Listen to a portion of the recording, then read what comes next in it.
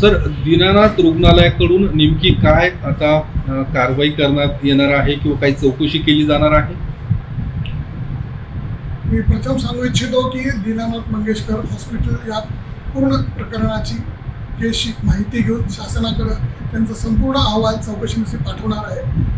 आत्ता जे माध्यमातून जे समोर आलेलं आहे ते पूर्णपणे अर्धवट आलेलं आहे. यातनं फक्त दीनानाथ रुग्णालयाची फक्त बदनामीच होत आहे. चौकशी अहवाल कधीपर्यंत दिला जाऊ शकतो? सर, हे पूर्ण शासन आणि दीनानाथ हॉस्पिटल याच्यामधलं प्रोसेस आहे. आत्ता मी याच्यावर काही कॉमेंट करू शकत नाही.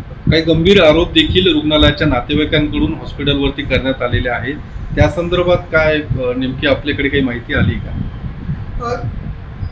मी परत तेच सांगेन की आत्ता माध्यमातून जी माहिती आलेली आहे, जी मांडली गेलेली आहे दीनानाथ रुग्णालयाविषयी, ती पूर्णपणे अर्धवट आली आहे. त्यातनं फक्त बदनामीच होते. आत्ता त्याच्याविषयी आम्ही काही बोलणार नाही आहे. जे काय आहे ते सविस्तर आम्ही शासनाकडे माहिती सबमिट करू. सर, आपलं नाव सांगा. रवी पालेकर.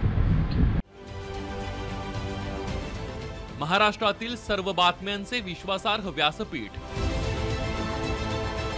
सकाळच्या सर्व सोशल मीडिया प्लॅटफॉर्मला लाईक, फॉलो आणि सबस्क्राईब करा. तसंच सर्व नोटिफिकेशनसाठी बेल आयकॉन प्रेस करायला विसरू नका.